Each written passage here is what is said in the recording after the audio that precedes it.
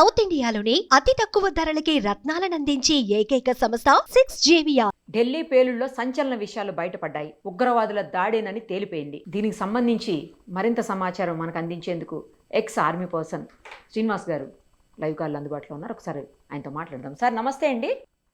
నమస్తే madam. Sir మీరు మేజర్గా కూడా వర్క్ చేశారు, ఆర్మీలో చాలా కీలకమైనటువంటి పదవిలో పనిచేశారు. మీకు మొత్తం తెలుస్తుంది అసలు ఇదంతా ఉగ్రవాద దాడా కాదా అని చెప్పేసి చాలా చర్చ నడిచింది రాత్రి నుంచి కూడా. అసలు ఎవరికి అర్థం కానటువంటి సిచ్యుయేషన్.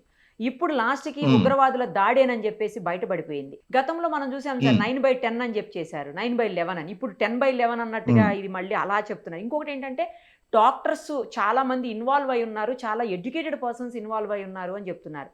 ఆ పర్సన్ ఎవరైతే ఉన్నారో ఉమర్ అనే వ్యక్తి కూడా తను ఆత్మాహుతి దాడి చేసుకోవడానికి కూడా రెడీ అయిపోయి సిద్ధంగా ఉన్నాడు అని చెప్తుంది. ఏంటి సార్ అసలు ఏం జరుగుతుంది? నిన్నగాక మొన్ననే మన హైదరాబాద్ నుంచి ఒక ఉగ్రవాదిని పట్టుకొని వెళ్ళారు, గుజరాత్ పోలీసులు మరీ వచ్చి పట్టుకెళ్లారు. అతను ఏదో ఆముదం గింజల నుంచి విషాన్ని తయారు చేశాడని చెప్పేసి అది ప్రసాదంలోను తర్వాత వాటర్లో కలిపి చాలా మందిని చంపడానికి కుట్ర చేశారని చెప్తున్నారు. ఏంటి సార్ ఏం జరుగుతుంది? ఢిల్లీ నడిబొడ్డున అక్కడ ఎర్రకోట దగ్గర జరిగింది, ఇక్కడ హైదరాబాద్లో ఏంటి అసలు? ఎందుకు ఇంత దారుణమైనటువంటి కుట్రలు ఎందుకు సార్ అసలు? ఇది కేవలం తీవ్రవాద సంస్థలు తన యొక్క అస్తిత్వాన్ని కాపాడుకోవడం కోసం చేసింది అంటే మాత్రం కాదండి. దీని వెనకాల పాకిస్తాన్ హస్తాన్ని కూడా మనం చూడాలి. కారణం ఏంటి అంటే అక్కడ ఉన్నటువంటి పాకిస్తానీ ఆర్మీ చీఫ్ ఎవరైతే ఉన్నారో తన యొక్క పదవీ కాలాన్ని పూర్తి చేసుకోబోతున్నాడు. ఆ పదవీ కాలాన్ని పూర్తి చేసుకుపోయే ముందు అతను ఆశిస్తున్నది ఏంటి అంటే రిటైర్మెంట్ తర్వాత మన చీఫ్ ఆఫ్ డిఫెన్స్ స్టాఫ్ లాంటి పోస్టును ఒకటి రాజ్యాంగ సవరణ చేసి దాన్ని ఎక్స్పెక్ట్ చేస్తున్నాడు ఆయన. ఇటువంటి సమయంలో గనక ఈ ఉగ్రవాద సంస్థలతో గనక ఏదైనా సరే కుమ్ముక్కయ్యి భారతదేశం మీద గనక ఇలాంటి దాడులు గనక చేయించినట్లయితే అతని యొక్క క్రెడిబిలిటీ పాకిస్తాన్ లో పెరుగుతుంది, అతని యొక్క పరిస్థితులు సానుకూలమవుతాయండి. ఆ విధంగా కూడా ఆలోచించవలసి ఉంటుంది. దీని వెనకాల పాకిస్తాన్ హస్తం కూడా మనం చూడాలి. అయితే మన యొక్క పహల్గామ్ ఇన్సిడెంట్ జరిగిన తర్వాత ఆపరేషన్ సింధూర్ తో మనం ఆపరేషన్ ఆపివేయడం వలన వాళ్ళకి బ్రీతింగ్ స్పేస్ అనేటువంటిది లభించింది. అలాగే జైషే మహమ్మద్ కూడా మళ్ళీ మరిన్ని దాడులు మేము చేస్తామని చెప్పేసి ప్రకటించడము, ఇటీవల కాలంలో ఈ యొక్క మారణ హోమం సృష్టించడం కోసం విష పదార్థాల ద్వారా వీటి ద్వారా అన్నిటి ద్వారా వీళ్ళు సృష్టించి మళ్ళీ మేము కాశ్మీర్ లో అల్లకొల్లాన్ని సృష్టిస్తాము అని చెప్పేసి ప్రకటించడం, ఇవన్నీ చూస్తే గనక పాకిస్తాన్ ఎక్కడా కూడా వెనకడిగేసినటువంటి పరిస్థితులు కనిపించడం లేదు. పాకిస్తాన్ ప్రజలు వెనకడిగేసారేమో తప్ప తీవ్రవాద సంస్థలు గాని ఇటు మిలిటరీ లీడర్స్ గాని ఏమాత్రం కూడా వెనకడుగు వేయడం అనేటువంటి జరగలేదు. ఇలాంటి తీవ్రవాద సంఘటనలు అనేటువంటివి జరుగుతూనే ఉంటాయి, మనకి సవాళ్లు విసురుతూనే ఉంటారు. మనం ప్రొయాక్టివ్ గాను రియాక్టివ్ గాను యాక్షన్స్ తీసుకోవాల్సి ఉంటుందండి. ఇది మాత్రం నిన్న ఊహించిన విధంగానే, ఎందుకంటే అమిత్ షా గారు మాట్లాడినప్పుడే అన్నారు ఇది ఆత్మాహుతి దళం వాళ్ళు చేసినటువంటి దాడులని.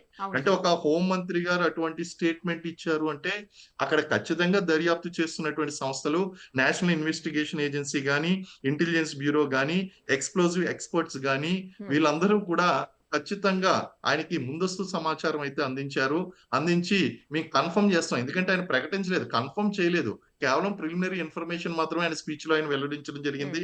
అలాగే ఆసుపత్రిలో చికిత్స పొందుతున్నటువంటి క్షతగాత్రులు ఎవరైతే ఉన్నారో వాళ్ళని స్వయంగా వెళ్ళి వాళ్ళని పరామర్శించి విషయాన్ని తెలుసుకున్నారు ఆయన. సో దీన్ని బట్టి ముందుగా ఊహించినట్టుగానే మనం అక్కడ ఈ టెర్రరిస్ట్ యాక్టివిటీ అనేటువంటిది తర్వాత మనకి కన్ఫర్మేషన్ అనేటువంటిది వచ్చింది. ఇప్పుడు మన యాక్షన్ ఏ విధంగా ఉండబోతుంది? ఎందుకంటే మనం చెప్పాం ఫర్దర్ గా ఒక్క యాక్షన్ చేసినా సరే మన దగ్గర నుంచి ప్రతిస్పందన అనేటువంటి చాలా తీవ్రంగా ఉంటుంది అని చెప్పేసి. ఎందుకంటే వాటర్ అండ్ బ్లడ్, రక్తం మరియు నీరు ఈ రెండు కూడా ఒకేసారి పారవు అని చెప్పేసి అక్కడ సింధు నదీ జలాల గురించి మోడీ గారు చెప్పినప్పుడు చెప్పారు. అలాగే టెర్రరిజాన్ని కూడా మేము సహించబోమని చెప్పేసి అన్నారు. అంటే ఇప్పుడు ఓపెన్ థ్రెట్ అనేటువంటిది విసరడం జరిగిందండి. డైరెక్ట్ గా మన యొక్క దేశ భద్రతకు ఇలాగే keep on they are poking. ఇప్పుడు ఏమైందంటే ఇద్దరు అన్నదమ్ములు ఉన్నారండి. ఇద్దరు అన్నదమ్ముల్లో ఒక అన్నేమో మంచిగా డబ్బు ఉన్నది, ఇంకొక తమ్ముడికి ఏమో డబ్బు లేదు. సో ఇతను ఏం చేస్తాడంటే అతన్ని డిస్టర్బ్ చేస్తూ ఉంటాడు. ఇప్పుడు పాకిస్తాన్ పరిస్థితి కూడా ఒకేసారి ఇద్దరం కూడా పురుడు పోసుకున్నప్పటికీ విడిపోయాం కదా, మనకి స్వతంత్రం అవును. వచ్చినప్పుడు ఒక అవును. రోజు తేడాలు, ఇద్దరికి స్వతంత్రం వచ్చిందండి, పురుడు పోసుకున్నాం. మనమేమో ముందుకు వెళ్తున్నాం, పాకిస్తాన్ వెనక్కి వెళ్తుంది. అక్కడ ఉన్నటువంటి ఆ యొక్క నాయకులు ఎవరైతే ఉన్నారో వాళ్ళ ప్రజల్ని మభ్యపెట్టడం కోసం భారతదేశం మీద బురద చల్లడం, భారతదేశంలో తీవ్రవాద కార్యకలాపాలను ప్రోత్సహించడం, కాశ్మీర్ వేర్పాటువాదాన్ని ప్రోత్సహించడం, ఇలాంటి రకరకాలైనటువంటి సమస్యలను సృష్టించి వాళ్ళకున్నటువంటి ఇంటర్నల్ ప్రాబ్లమ్స్ ఏదైతే ఉన్నాయో వాటిని కవర్ చేసుకోవడానికి ప్రయత్నిస్తున్నారు. నాయకులు, మిలిటరీ లీడర్స్ కూడా ప్రజలను మభ్యపెడుతున్నారండి. But this is very serious incident which has happened.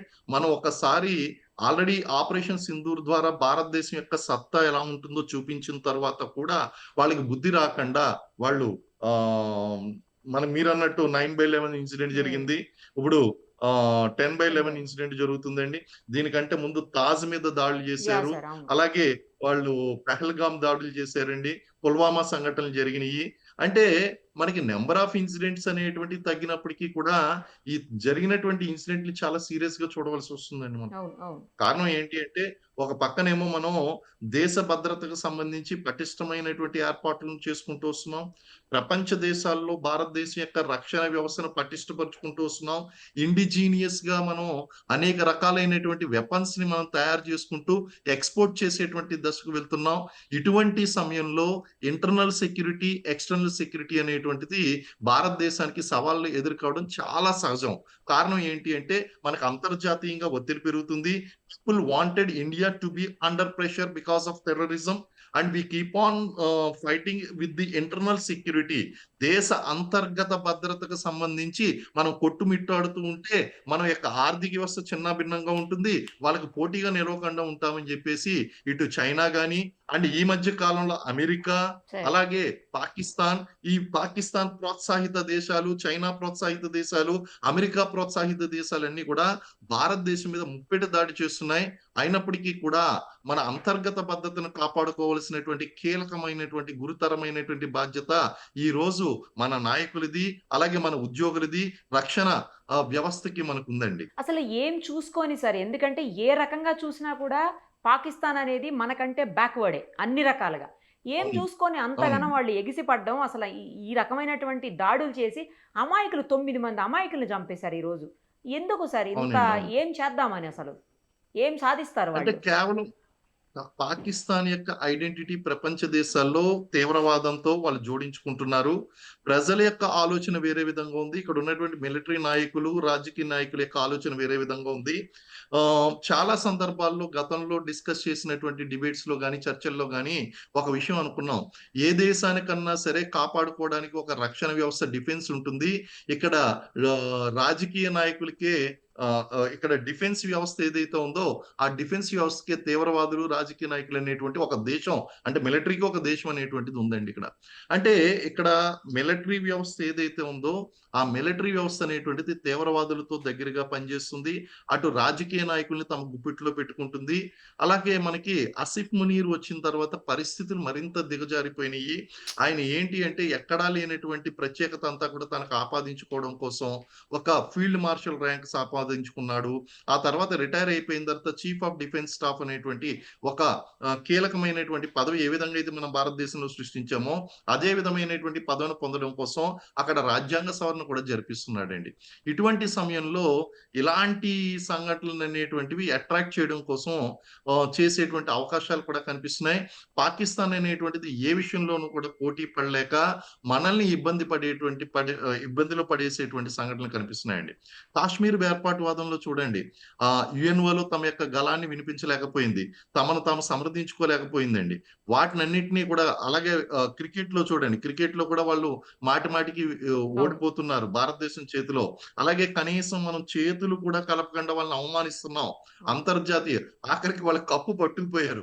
Cup పట్టుకుపోయిన తర్వాత కప్పు ఇవ్వకుండా దాని గురించి కూడా మనం అంతర్జాతీయ స్థాయిలో వారు చేసినటువంటి తప్పుని మనం ఐసీసీలో మనం పేర్కొనడం అనేటువంటి జరిగింది. ఇవన్నీ కూడా చూస్తూ ఉంటే పాకిస్తాన్ కి ప్రతి చోట కూడా ఎదురుదెబ్బ తగులుతుంది.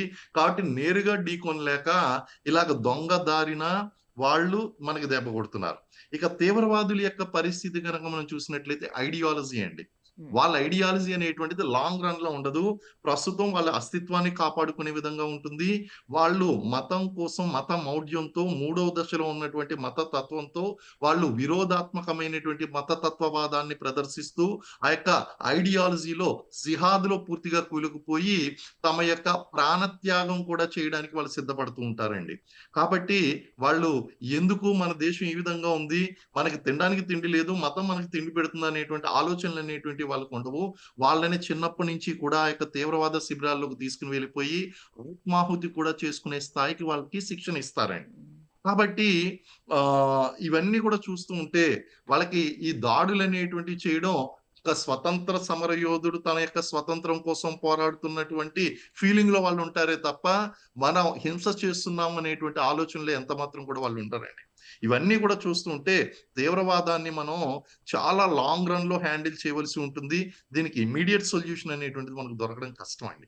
రైట్ సార్, చూద్దాం. ఖచ్చితంగా దీనికి యాక్షన్ చేశారు కదా, రియాక్షన్ డెఫినెట్ గా మన సైడ్ నుంచి ఉంటుంది. Thank you sir.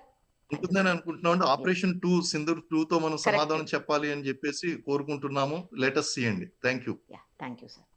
Thank you madam. Thank you. మరిన్ని అప్డేట్స్ కోసం నిరుపమ సుమన్ టీవీ ఇన్స్టా పేజ్ని ఫాలో చేయండి. సుమన్ టీవీలో మీ పర్సనల్ అండ్ బిజినెస్ ప్రమోషన్స్ కోసం కింది నెంబర్కి కాంటాక్ట్ చేయండి.